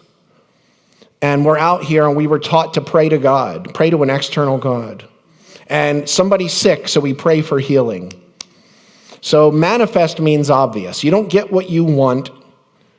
You don't get what you desire. You only get what's obvious to you in your world. So if you're praying for somebody's healing, what's obvious? They're sick. So I'm using the law of attraction to attract a car. So if you tell me you're attracting a car, what's obvious to you? You don't have a car. Am I saying the law of attraction is not real? No, in the 3D sense it is, but don't use the damn word in the sense of attracting something because you're acknowledging what you do not have. So when Yeshua said, anything you ask the Father in my name, John 15:16, that word name doesn't mean name like God or Jesus or something like that. It means the entirety of all that I am. If I say Michael Jackson, who's only seeing Michaeljackson? You're hearing the voice and you're seeing him. You probably have a little bit of like in your heart for what he may have gone through in his life. So all I'm saying is, this here, it had a name actually. This false reality that we live by, it had a name in Aramaic. It was called Mamuna. What are we told mammon means? Money. I love what Les Brown says. He's like, everybody says money's the root of all evil, but they all want to find out for themselves. Les is a god to me. I adore him. My original inspiration to be a speaker was Les, and I told him that and cried in his arms in Canada a few years back. But so mammon is materiality. It's believing that what your brain is telling you is real. But the thing is, we've located our lives, our religions, our philosophies, and it's not like, there's not a use to it. We've located them, and amazingly, in a big movie theater, and we're relating with all these images on a screen. But there's no screen. We're not what's projecting on the screen. Yogananda said to transfer our sense of identity from the pseudo-soul or ego back to the inherent nature of our divinity and to become the ever-joyous witness of a stupendous cosmic drama. 99.999999999 of everything we're sure of is BS. But that doesn't make it bad. It doesn't make it bad. I mean, if it required fragmentation for me to have children, hell yeah, I'm all for it. Yeah, but I mean, yeah, pretty much. There's your answer. It was at the end, but yes. Okay. Manifestation, what does revelation mean? Revelation is the word Gilyana in Aramaic, and it literally means the lifting of the veil. What is the veil? Remember what veil is? It's ape. It's your persona. Not necessarily, you could say it like this, but really what it means is the removal of the veil. It's dropping the mask. If you talk about it in terms of the world, Gilyana, Apocalypsis, in apocalypse from the Greek, apocalypsis eschaton, is the lifting of the veil at the end of time. So when's the end of time? Matthew 28:20, Yeshua said, I am with you always, even unto the end of time. And actually, what it says in Aramaic is ina amkun, ina. Ina means I, iamkun means fused with, and ina again means I. What he actually said is, I am one with the I in every present moment, l'shulame de alma, the end of time. When's the end of time? It's right now. It means literally, shulame de alma, the ceasing of your concept of time, space, world. They're all the same word, alma. And revelation is the point when we start waking up and realize that we are, as Paul said, seeing through a lens darkly. We're caught in this sort of fractured world that actually does not exist. And the unveiling is the waking up. And as I'm pretty sure it was Sheila said, it doesn't necessarily mean it's going to feel great when it happens. And that's why it hasn't happened before now. And what happens again when something comes up and we don't like the way it feels? What do? We stop breathing. Somebody pulls out in front of you on the road, you stop breathing. You know what that means? That's death. What's the difference between a deer that runs up an aisle, not that you have a deer right here, versus like a stone? Both are alive, just one's vibrating a lot differently. Or you could say slower. I don't know the science of that. But intriguingly, we've had all these relationships with dead things. Now we're waking up and the stone is getting pulled back from the tomb. And unfortunately, when that happens, you're going to feel like part of you is dying. Like I said in the beginning, I may be called a pioneer. I just take that in honor and humility because what I felt like was an absolute numbskull that didn't seem to get what everybody else was getting. And I felt really, truly alone.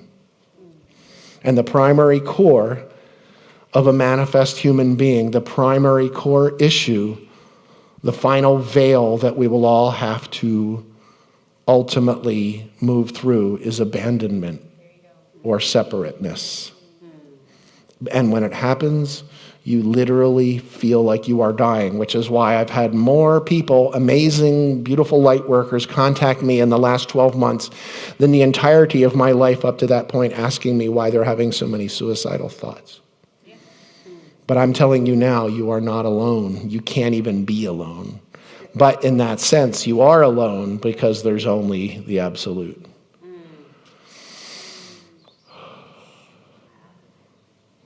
Did you have a question or? Oh, she did. It's curious that you spoke about the veil because that's what I was going to ask you about. You touched on it earlier and then you kind of brought it full circle there. But when I think of the veil, it's used in different ways, like the veil was rent, or we're beekeepers, so we wear a veil to protect Absolutely. this. So protect is a perfect word for okay, it. so I guess I'm curious is there different kind of veils, or I guess there's different kind of revelations, which makes sense, but can you just touch a little Every bit veil on is unique unto itself. Okay, just like every revelation. Yeah. Okay. Yeah, and it's interesting. There's a difference between the revelation, which is the unveiling, and which is kind of thinking about what I was talking about with Scripture or the Word. The Word is alive. The Word is what grows your fingernails. The Word is what creates babies. That's the Word. Versus, saying revelation, or even we can go into the word prophecy, anbiya or nabiyat in Aramaic. People don't realize prophecy isn't something that you spit out and everybody is like soothsayer foreseeing the future. Prophecy or a prophet in Aramaic is someone who is so wholly open that they speak as the infinite or as the eternal. That's what the word is. But the problem of what we do is we start having relationships with what they spoke rather than doing it ourselves. And then you have this pantheon where people go higher in the hierarchy. And then we start having relationships and honoring these lords, which is a feudal word, and the original word was hlufwyrd, 8th century, 8th into 9th century word. And what hlufwyrd meant was half weird. There's weird and half weird. No, it meant loaf ward. And in feudalism, it was the person at the top, the power person. And that's the way our structures come, because we're having relationships with all of these veils, one piled on top of another. Like the bride, she has a veil. Yes. And I mean, you look at, like the ego as, there's like I say, it's kind of a little bit of a protection mechanism. It's not bad. It keeps you from walking in front of moving vehicles, usually. But not always. Oh, absolutely. Yes. Well, do you have a question? He's got the mic, so it's kind of like, possession is 9/10 of the law. So just kidding. So That's next. well, I guess he's going to be first.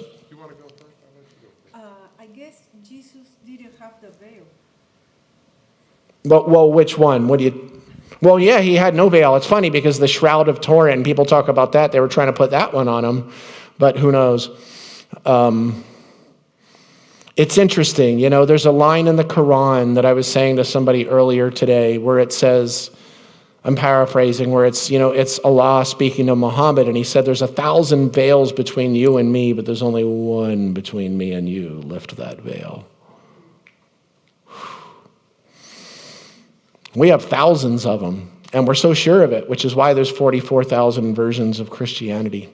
The last, how you call miracles? Miracles. It's a radical shift in perception. People ask me a lot, how did Jesus cast out demons? I said, because he didn't believe in them.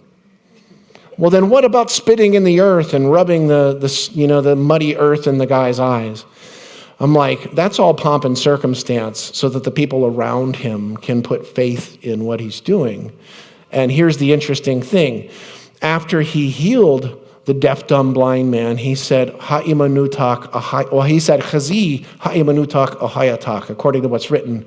So that's Chazi, which says see, and it's usually translated as see, your faith has made you whole. But Chazi doesn't mean flippantly see. It means realize, behold, actualize. Ha'imanutak ahayatak. Ahayatak made you whole. That's no. That means that you realized you were life itself. You realized that you were never sick in the first place because there's nothing to heal, only truth to be revealed. The only thing that needs to be healed is what's fractured, but nothing's really fractured because everything that's fractured is not what's real. What's real is what's absolute. And that word faith, let me just add that, literally means consciously acting from the rooted center of your being. If somebody says, I have faith, blah, blah is going to happen, that's not faith, it's belief. It's not a bad thing, it's part of life. Well, no, I have all the faith in the world that, I will, whatever, doesn't matter, it's all belief. What is faith? Faith is a baby in the first few hours of its life. Faith is Carlos Santana. When he bends a note up, and I heard a little bit earlier, I don't know if it was Samba Pati, I heard a little Carlos. I think it was something off of Braxis, but it was, freaking amazing. It was just amazing. But Carlos will just hit a note, and he just kind of bends it up, and then it's like his soul just goes, ugh.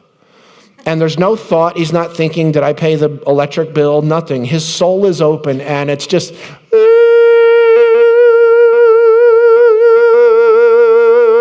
that's faith. If you're trying to live up to something, believe something, that's not faith. If you tell me you have faith in something, you're telling me that you have zero faith. Because you, as you are authentically, that's faith. When you're wide open, and there's no parameters, there's no blinders, and you have even just a microsecond with the veil down, that's faith. It's not an easy way to live, but... Well, you answered part of my question just then. It was a precog thing. Uh-huh. That's why I have a headache now. The whole part of the question in my mind was that I've been on this journey, obviously, with God's House for some time. I think it's at least 6 years. But what I've been noticing is that as I've opened myself up more to just observe and not to judge or form opinions or really think, I've started to see more. than what was actually there. So my reinforcement has been, like with my wife and with many others, is to stay fully present, observe, take it in, and it's almost like I get another level of consciousness, which I connect to the Christ consciousness of where we're supposed to be at. And as I get to that higher level, I'm realizing the connection I have with everything around me: water, plants, life. And I'm even getting to the point where I believe that when I look in water, it's got memories that we can we can relate to each other. And I'm seeing it with the birds, I'm seeing it with the water. I saw a bird one time on a trip that just came up, and it was like he was talking to me. And everywhere I went, it was like he was following me. And it was so funny because at the end, I said, bye, and he took off. It's like he knew exactly what I was telling him. And so what I was wondering is, what I feel the goal is to get to that higher level of consciousness to where we start understanding the sight of what we observe that's not necessarily visible, that is part of that 99% that's invisible, that we now look beyond the matrix, we look beyond the hologram. And now we come together and we each have a piece of that we can contribute. As when I see I'm with you in life, there's so much more together we can create in life together. So there's nothing fractured. It's just more life getting together and creating. So that was Absolutely. And I mean, that's the way I often explain it to people. I'm like, they want to hear about all the thousands of books I've studied or whatever. And, I was, glad to do all that stuff maybe 15 years ago. But it's funny, if there's anything I know now, it's that I don't know anything. And at this, by the same token, the thing that I basically, do my best to remember is when I walk into a room, and I don't remember all the time, to walk into the room completely open and be aware of spirit, which is what? Frequency and vibration. Walk into the room and I say to people, walk in curious. Now, curious without retreating back, not that it's a bad thing, retreating back to forming thoughts about it. Like you're not going and saying, oh, it smells good, smells bad, it's hot, it's cold, but just being open and being aware. Be aware of the air on your skin. Be aware of the rise and fall of your breath, the smells, the sounds. And it's funny, people talk about presence with a capital P, and it's like this big elusive thing. It just means pay attention. That's it. And that's really the magic, is now. Sufficient unto the day or the evils thereof. Well, there's no word for day in Aramaic. Only day. Every single Yalma, Yalmana, which is the version in the Lord's Prayer, they all mean a moment in time. Yalmana is a little different, though, in the Lord's Prayer, because it has the word mana at the end, which, of course, we mispronounce that thing that, Moses and the Israelites wandering in the desert for 40 years. And then manna fell from the sky. Fell from the heavens. And if you watch all the Bible movies, these little tiny pita pockets are like dropping out of the sky and like knocking them in the head. I'm not even kidding, I'm serious. So I'm like, that's the most you got out of this. You got the most out of this is that pita pockets are gonna fall from the sky. So, but what that is actually, mana is the presence of now. And let me explain it this way. It's intimately linked with lochma, the bread of life. This is like you got a 20-kilometer race and you get to the 15th K and all of a sudden the tank is empty and then you kind of look off to the sideline and you see the little girl that you promised you'd finish it for her. Or maybe it's for cancer research and you see a girl with no hair and a cap on. And all of a sudden, you lift it up from the bootstraps, as they say, and this divine sustenance comes from within, and the last 5 miles are easier than the first mile was. That's mana. That's what they connected to in the desert, divine sustenance from within, not pita pockets hitting them in the head. So when you have Yalmana, what that's speaking of is not today per se, that's saying now. Sufficient unto now also, as an example, are the evils thereof. What's evil? Evil is an Aramaic word, speaking of this openness. And what it actually means, the word's bisha. And what it means is underripe or overripe. There's no word for bad in Aramaic. When I see an Aramaic translator translate something as bad, because there's not a word for good. The word for good means ripe. The word that's translated as bad means overripe or underripe. So let me ask you something. When's the only moment in time you can judge fruit as being ripe? When you taste it, which happens when? Now. So when you're wholly, fully present in the moment, that's what's good. That's throwing it on tuv, soil, good soil. But when you're coming from the past or the future, you're coming from your thought systems, your BS. That's what evil meant. It's the difference between being it and, well, not even being it, just that pure sine wave experience versus having a relationship about it, which is what religion is. And it doesn't make religion bad. It was a map. I'm sorry, we don't need the map anymore. We've got an innate guidance GPS system that's already within us. It served us, it did, and it's great. But it's going to be scary for people to drop the map. I still know people that buy those atlases, those big, huge, things.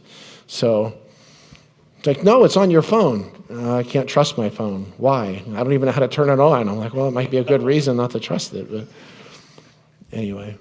We got two questions. One there, one there.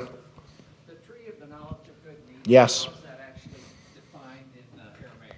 Well, it was more Hebrew, but it's interesting. So, I love it that you didn't. People always say tree of good and evil. I'm like, that's not what it's at. So the knowledge, tree of the knowledge of good and evil, and without going into a deep thing of what the word knowing or knowledge, it's literally speaking of a whole full presence, and there's lots of layers here. I'm just barely scratching the surface. The whole full presence of being the eternal right here and right now, versus, again, all of the belief systems. The evil part,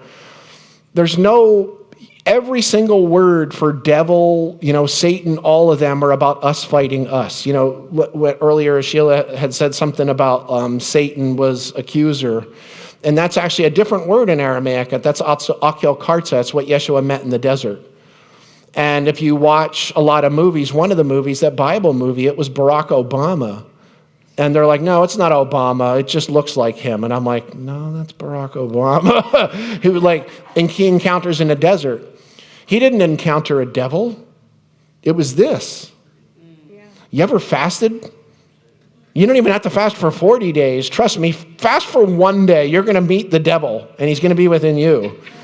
You get a few days past it, it's not quite as intense, but that's all within. Devil, Beelzebub, all these different ideas we have, even within Gnosticism of Yaldabaoth, and all these like demiurge ideas are all either personal division or, the demiurge would be the collective unconscious of humanity. So really it's the difference between being open now and present or just relating from the concepts of the mind. But we retreat into the mind for safety and protection. Like they were speaking of with beekeeping. It's not a bad thing.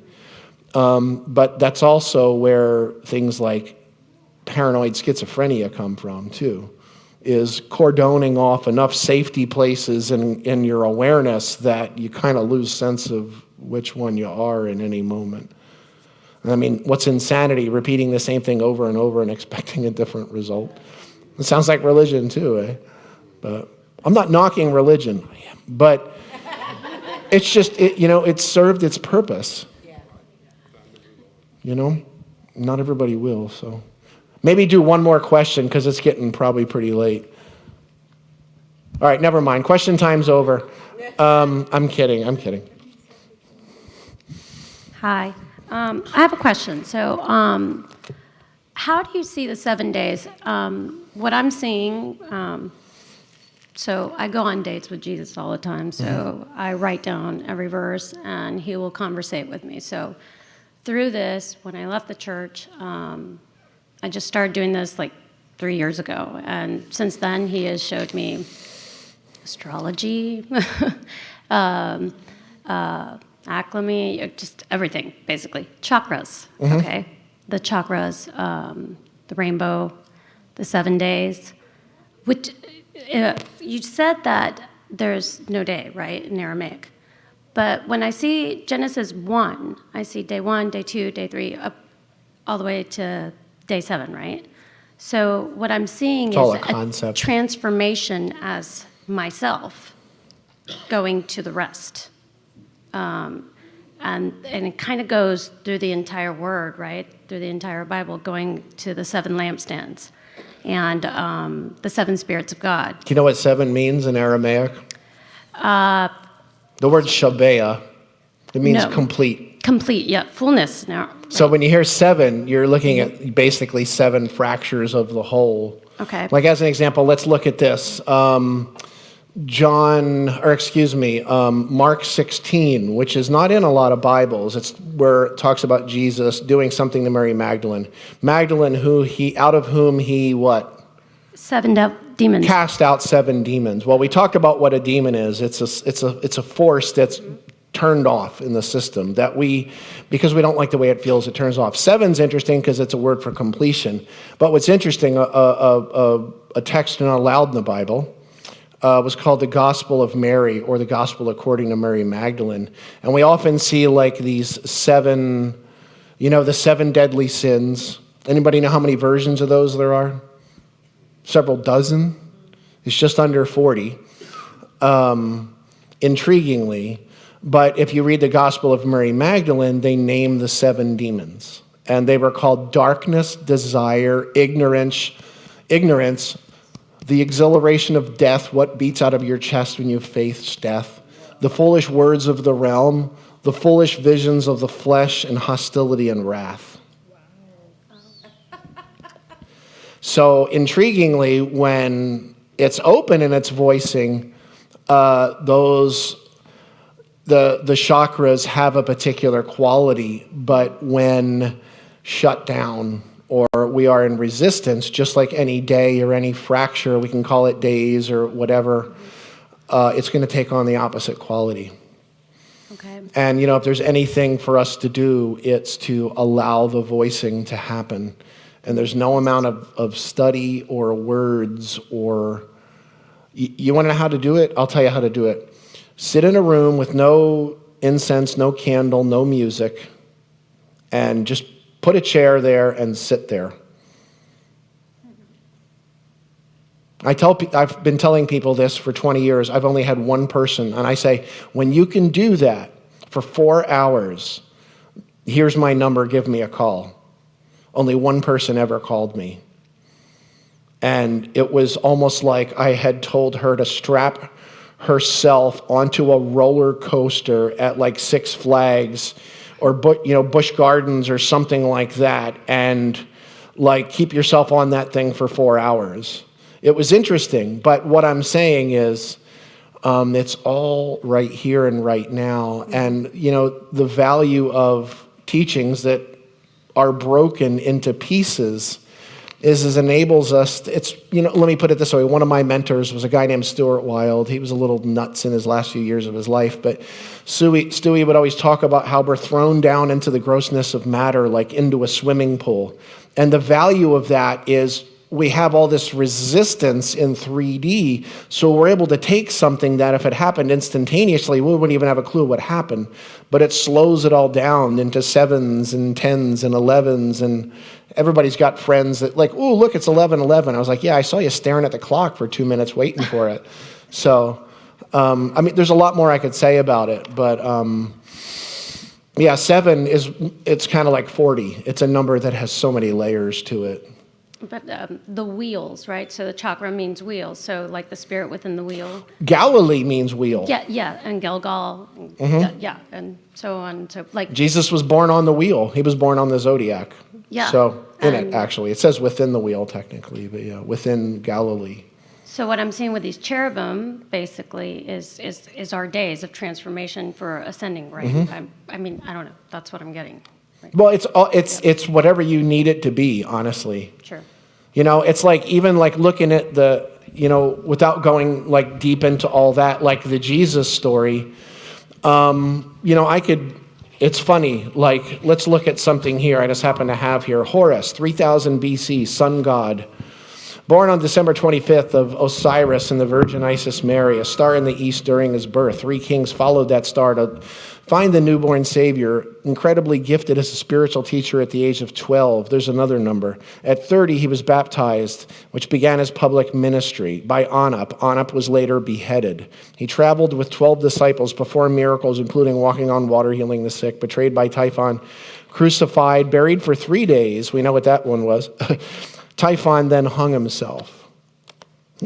Known as the truth, the light of the world, the anointed Son of God, the Lamb and the Good Shepherd. It's funny because people go, oh no, what was his name? Gerald Massey back in the 19th century was the one that put a lot of this Egyptian stuff together. And, you know, they think he made, you know, connections between things that weren't there. The reason I'm saying this about the 7 days, it's one of the things that he had brought up. And so people kind of like try to write him off. And if you think about it, let's look at somebody else. And this one, obviously, you're going to know who I'm talking about. I'm just being specific. Somebody who lived in the 1st century of the Common Era. Prior to his birth, an angel told his mother her son would be divine. Miraculous signs and wonders accompanied by his birth. Gifted in religious theology as a child. Left home in adulthood to begin his ministry, teaching the good news that we should live for spiritual rather than earthly riches.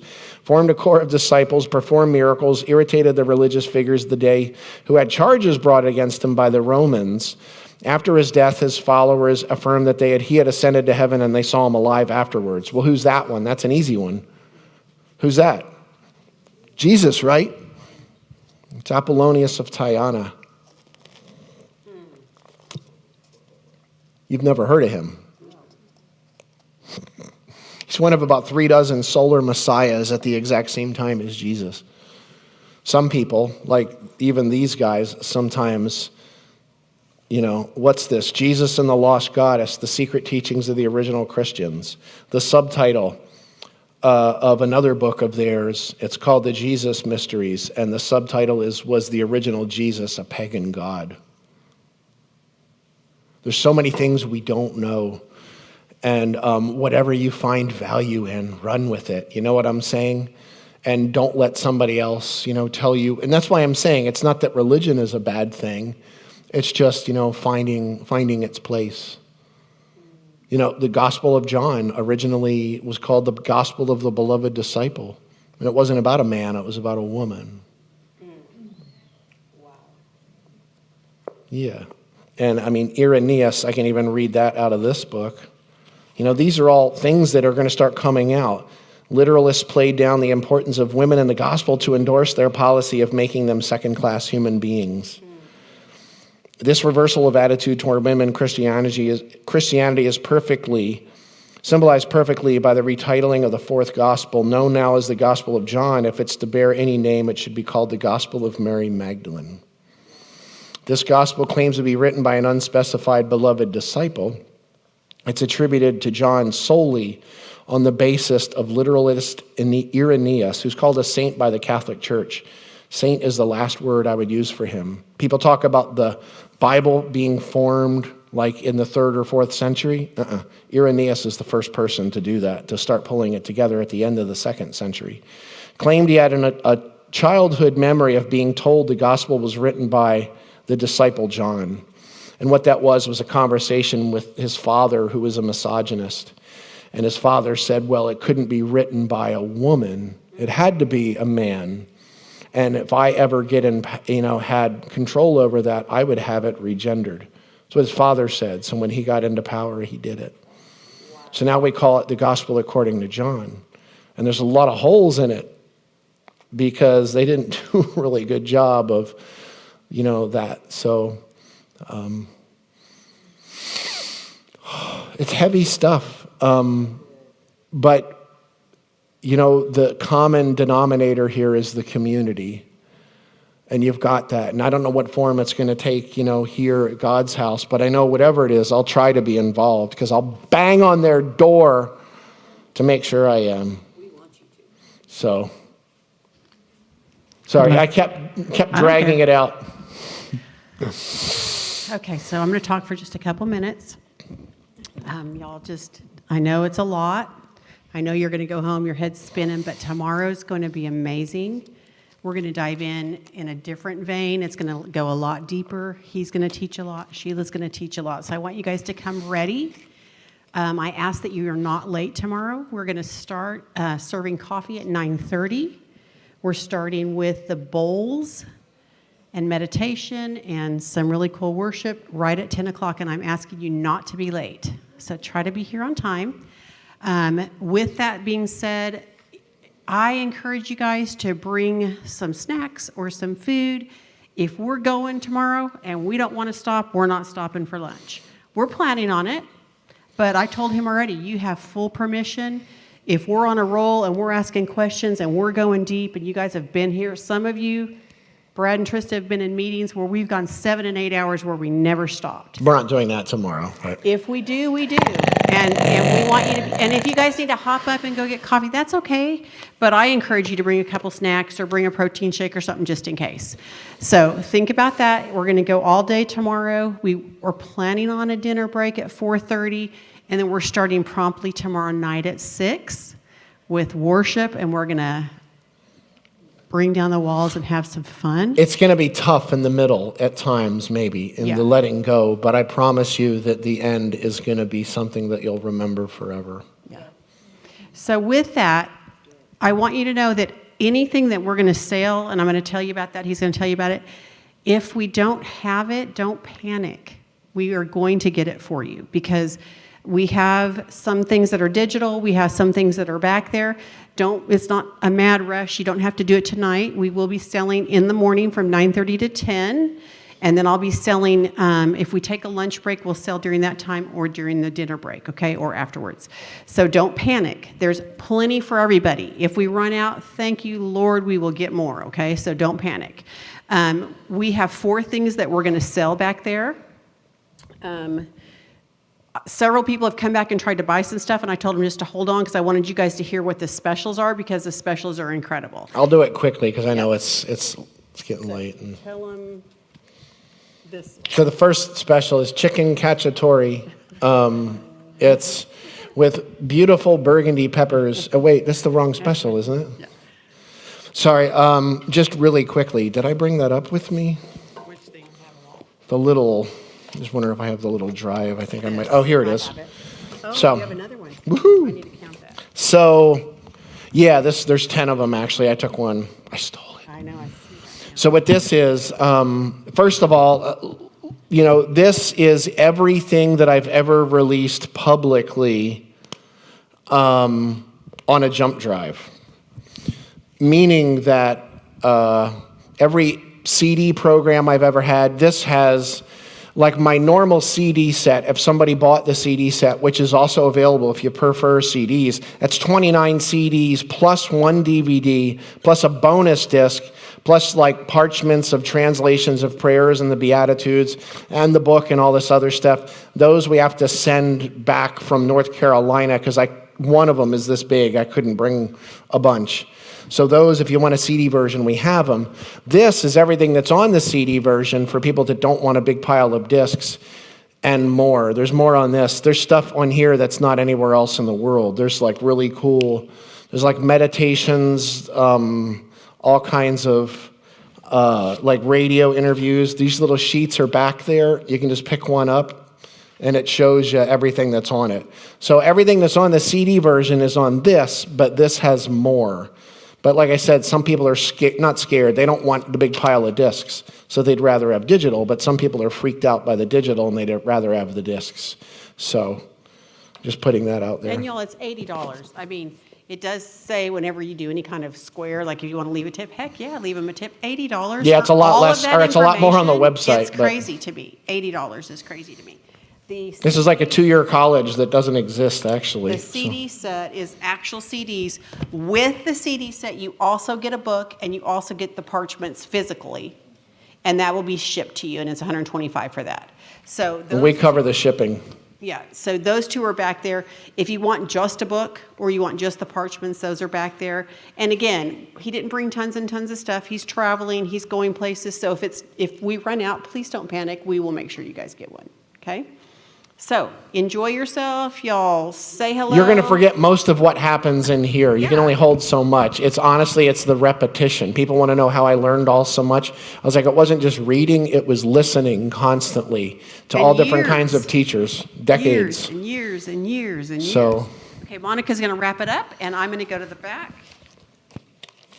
Read it. Wow. I'm on the green one. Thank you, Dale. Thank you. Oh my gosh. I just love this man. This is so awesome. I think I almost got caught on you. So I just want to say again, you guys, like Sheila always tells us, to hold it like this. What you think you know. It's like you panning for gold. Because I know a lot of us, our mind are going, pew. But just go home and meditate on it. Just go home and relax. Sit with it. If there's something that you thought, ooh, what? Go just sit with it and just come back tomorrow and be ready to see what God's going to say to you. And all the stuff you think you know, hold it loosely like this. Because our mind is being blown right now by concepts and BS that we've believed for so many years. That's just not true. And so that's a deconstructing so that you can be constructed properly. There you go. Yes. And again, we'll be here in the morning. Like she said that there'll be coffee ready at 9:30. You want to be on time because you don't want to miss anything. And bring your snacks, as she said, and get ready for the day. So good night. We love you guys, and we'll see you in the morning.